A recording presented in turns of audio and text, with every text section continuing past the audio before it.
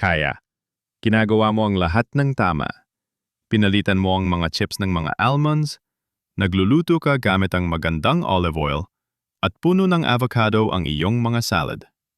Tinurn over mo ang junk food para sa malusog na pagkain, at pakiramdam mo ay maganda ang pakiramdam mo tungkol dito.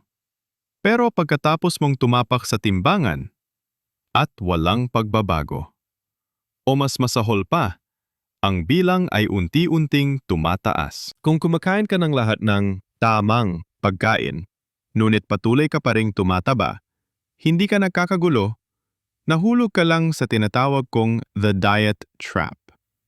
Ito ay isang nakakabaliw na sitwasyon, kung saan ang mga pagkain na sa tingin mo ay nakakatulong sa iyo, ay sadyang pumipigil sa iyo. Ngayon, ating tatalakayin kung bakit maaaring ang mga malulusog na pagkain ang salarin, at kung paano ang isang simpleng pagbabago sa isipan ay makakatulong sa iyo na makuha ang resulta na nais mo nang hindi kailangang makaramdam ng gutom o kawalan ng kalayaan. Ang mga malusog na puno ng kalorya. Unahin natin ang malaga. Maging malinaw tayo. Ang problema ay hindi na ang abukado, mane o langis ng oliba ay masama para sa iyo. Sila ay kamangha-mangha.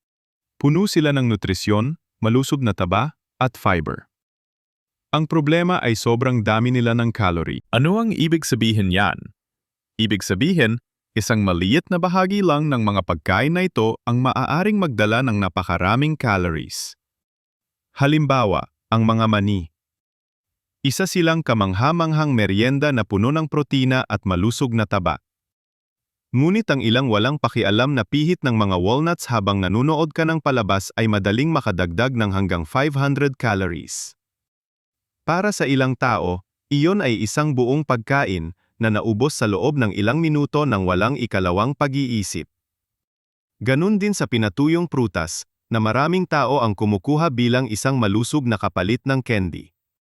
Ito ay pangunahing prutas na tinanggalan ng lahat ng tubig na nagreresulta sa sobrang konsentrasyon ng asukal at calories sa isang mas maliit, mas madaling sobrahin na pakete. At pagkatapos ay meron kang mga paborito sa mundo ng kalusugan. Avocado at langis ng oliba. Isang medium-sized na avocado ay maaring magkaroon ng mahigit 300 kalorya. Isang kutsara ng langis ng oliba na, maging tapat tayo, karamihan sa atin ay binubuhos sa ating mga salad na para bang nililigo natin ang isang halaman ay may humigit kumulang 120 kalorya. Bagamat maganda ang mga taba na ito para sa iyong puso, mabilis silang madagdagan. Ang isang salad ay maaring mula sa isang 200 calorie na magaan na tanghalian hanggang sa isang 700 calorie na handaan dahil lamang sa dressing, avocado, at mga mani na inilalagay mo sa ibabaw. Ang isang kutsara ng guacamole ay tiyak na masustansiya, ngunit nagdadala ito ng isang caloric na lakas na madaling makapagpataas sa iyong calorie surplus kung hindi ka magbabantay. Ito ang bitag ng health halo. Nakikita natin ang pagkain bilang maganda, at pinibigyan natin ang ating sarili ng mental na berdeng ilaw upang kumain ng husto hanggat gusto natin. Ipinagmamalaki natin ang pagpili sa salad na labis na nating nakakalimutan na napalitan na natin ito ng isang balde ng mataas na calorie na toppings.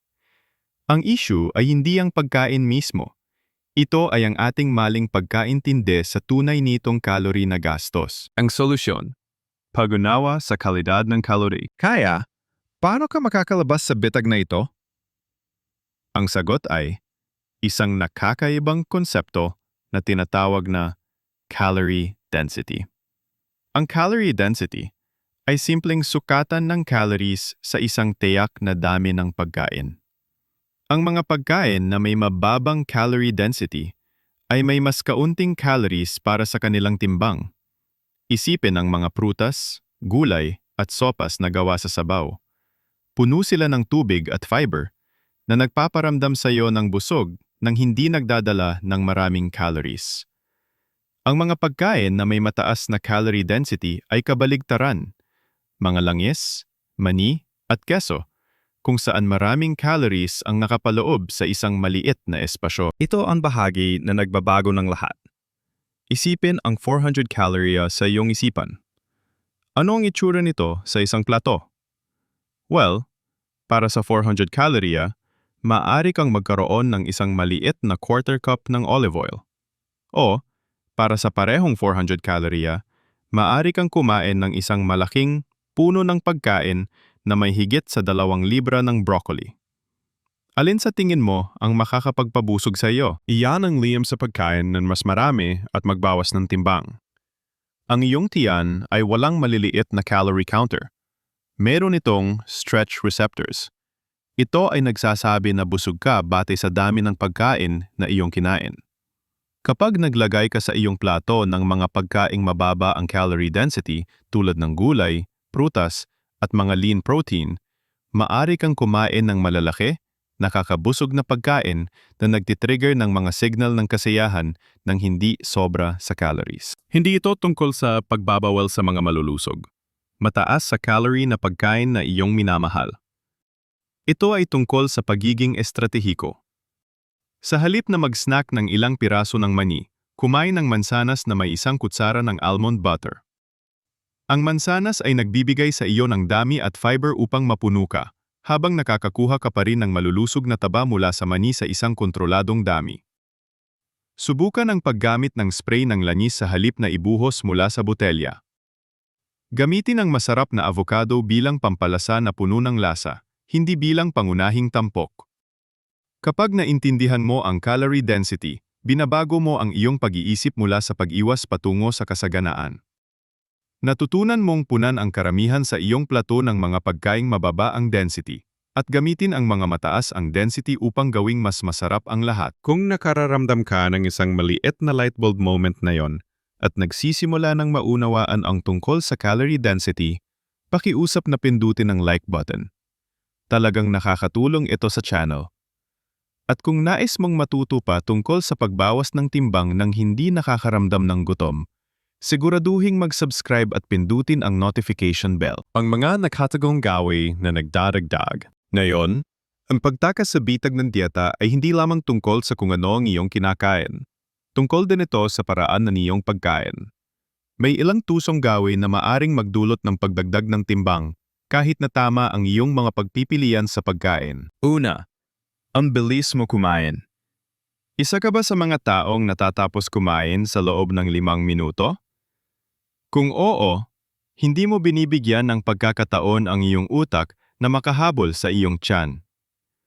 Tumatagal ng humigit kumulang 20 minuto para magpadala ang tiyan ng senyales na, "Uy, busog na ako," sa iyong utak. Kapag kumain ka ng sobrang bilis, maaring malampasan mo ang senyales na iyon at kumain ng daang dagdag na calories bago mo pa man mapansin na busog ka na. Maliwanag ang pananaliksik. Mas malaki ang tsansa na sobra sa timbang ang mga mabilis kumain. Ang solusyon ay simple, magpabagal. Ibaba ang iyong tinidor sa pagitan ng bawat kagat, uminom ng isang higop ng tubig, at subukang tumagal ang iyong pagkain ng hindi bababa sa 20 minuto. Susunod ay ang bitag ng distracted na pagkain. Ang pagkain habang nanonood ng TV, nag-scroll sa iyong teleponyo, o nagtatrabaho sa iyong mesa ay isang recipe para sa sobrang pagkain. Kapag nakatutok ang iyong utak sa ibang bagay, hindi ka nakikinig sa mga senyales ng gutom at kasiyahan ng iyong katawan.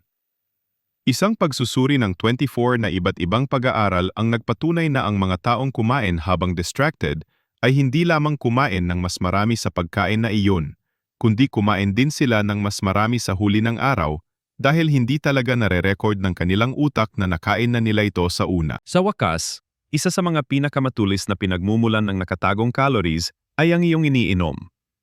Hindi pinoproseso ng iyong utak ang calories mula sa likido sa parehong paraan na ginagawa nito sa solidong pagkain. Ang matamis na tsa, umaga na latte, o malusog na juice ng prutas ay maaring puno ng asukal at calories, ngunit halos walang epekto upang mapuno ka.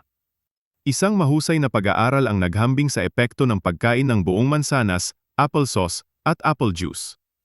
Kahit na pareho ang bilang ng calories, ang buong mansanas ang pinaka-nakakabusog, habang ang juice ang pinakamaliit. Ang mga likidong calories ay nakakalusot lang sa iyong mga detektor ng kabusugan na nag-iiwan sa iyo na handang kumain ng isang buong pagkain agad-agad. Mga mito sa pagdidieta na palaging nagbabalikwas. Maging tapat tayo. Marami sa atin ang na-brainwash ng dekada-dekadang maling payo ukol sa dieta. At ang ilan sa mga pinakakaraniwang gamit ay talagang naglalagay sa atin sa kapahamakan. Isang perpektong halimbawa ay ang pag-iwas sa pagkain. Maaring iisipin mong ang pag-iwas sa almusal ay isang matalinong paraan upang magtabi ng calories para sa bandang huli. Ngunit halos palaging nakakaroon ito ng kabaligtaran na epekto. Kapag pinayagan mong mag-utom ng sobra, mas malaki ang tsansa mong kumain ng sobra sa iyong susunod na pagkain at humingi ng mga pagkaing mataas ang calorie para sa ginhawa. Bukod pa dyan, matalino ang iyong katawan. Kapag nararamdaman nitong walang pagkain sa mahabang panahon, maari nitong pabagalin ang iyong metabolismo upang makatipid ng enerhiya, ang tinatawag ng mga tao na starvation mode. Ibig sabihin nito, mas kaunti kang nasusunog na calories sa pagtitiis na nagpapahirap pa sa iyong magbawas ng timbang. Ito ay nagdudulot ng isa pang maling akala na ang sobrang masakit na paghihigpit ang tanging paraan upang makamit ang resulta. Ang pagbawas ng iyong calories sa halos gutom na antas ay maaring magbigay sa iyo ng mabilis na resulta sa timbangan, ngunit hindi ito pang matagalan at tiyak na hindi ito malusog. Katulad ng pag-iwas sa pagkain, ang matinding paghihigpit ay nagpapabagal sa iyong metabolismo upang makatipid ng enerhiya. Pagkatapos, kapag hindi maiwasang tumigil ka sa dieta, dahil sino bang pwedeng mabuhay ng ganito? Handa na ang iyong katawan na maibalik ang lahat ng timbang, at madalas pa, mas marami. Ang brutal na siklo ng crash dieting o yo-yo dieting ay konektado sa mas malaking pangmatagalang pagtaas ng timbang. Ipinapakita ng pananaliksik na karamihan sa mga tao na pumayat sa pamamagitan ng mga mahigpit na dieta ay naibabalik halos lahat ng nawala nila sa loob ng 5 taon. At maging malinaw ako, hindi ito kabiguan ng lakas ng loob. Ito ay biological na tugon ng iyong katawan sa akala nitong tagutom. Acronym. Ang hindi napapansin na SELEC, ang iyong pagtulog. Hindi tayo maaaring magkaroon ng seryosong pag-uusap tungkol sa timbang nang hindi binabanggit ang tungkol sa pagtulog.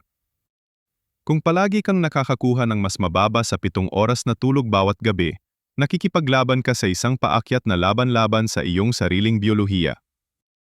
Niloloko ka ng kakulangan sa tulog sa ilang mahahalagang paraan. Una, nilalason nito ang iyong mga hormone na naguudyok ng gana. Pinapataas nito ang cortisol, isang stress hormone na nagtutulak ng gana, at nilalabag nito ang mga hormone na nagsasabi sa iyo kung kailan ka gutom at kung kailan busog. Kaya't nararamdaman mong nagugutom ka at naghahanap ng junk food pagkatapos ng isang masamang gabi ng tulog. Pangalawa, ang kakulangan sa tulog ay aktwal na naghihikayat sa iyong katawan na mag-imbak ng mas maraming taba. At pangatlo, pinapawalang saysay nito ang iyong lakas ng loob. Kapag pagod ka na, wala nang enerhiya para magluto ng masustansyang pagkain o pumunta sa gym. At hindi lang ito isang teorya. Isang malaking pag-aaral ang nagsubaybay sa mahigit 68,000 kababaihan sa loob ng 16 na taon at natuklasan na ang mga natutulog ng 5 oras o mas kaunti pa bawat gabi ay mas malaki ang posibilidad na tumaba kaysa sa mga nakakatulog ng 7 oras o higit pa. Ang pagbibigay prioridad sa pagtulog ay hindi isang luho. Ito ay isang hindi pwedeng pag-usapan na bahagi ng anumang matagumpay na plano sa pamamahala ng timbang. Kaya, kung naipit ka na sa bitag ng dieta, nakakaramdam ng frustration na hindi nagbubunga ang iyong pagsisikap, nais kong marinig mo ito.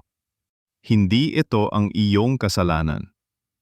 Nakikipaglaro ka lang sa maling mga patakaran. Ang landas tungo sa pangmatagalang malusog na pamamahala ng timbang ay hindi tungkol sa pagkain ng mas kaunti. Ito ay tungkol sa pagkain ng mas matalino. Ito ay tungkol sa pag-unawa sa calorie density upang mapuno mo ang iyong plato ng masarap at nakakapagpasaya na pagkain. Ito ay tungkol sa pagiging maingat sa paraan ng iyong pagkain, pagbagal, pagtanggal ng mga distraction, at pagbabantay sa mga liquid calories. Ito ay tungkol sa pagtanggi sa mga mapanirang mito ng pag-iwas sa pagkain at sobrang pagdidikta. At ito ay tungkol sa pagbibigay sa iyong katawan ng fundamental na suporta na kailangan nito sa pamamagitan ng mahusay na tulog. Layunin na baguhin ang iyong pananaw mula sa limitasyon at takot patungo sa kasaganaan at kaalaman. Hindi mo kailangang matakot sa pagkain. Sa pagtutok sa buong pagkain, pagpuno sa mga pagpipilian na mababa ang calorie density at paggamit ng mga pagkaing mataas ang calorie density ng stratehiko para sa lasa, maaari kang kumain ng masaganang pagkain, makaramdam ng kasiyahan, at sa huli ay makamit ang kalusugan at timbang na nararamdaman mong tama para sa iyo. Ano ang isang malusog na pagkain na sa tingin mo ay maaring nakasisingit ng calories sa iyong dieta? Ipaalam mo sa akin sa mga komento sa ibaba. At para sa higit pang mga video na nagpapaliwanag ng tunay na siyensya ng kalusugan, siguraduhing nakasubscribe ka. Salamat sa panunood.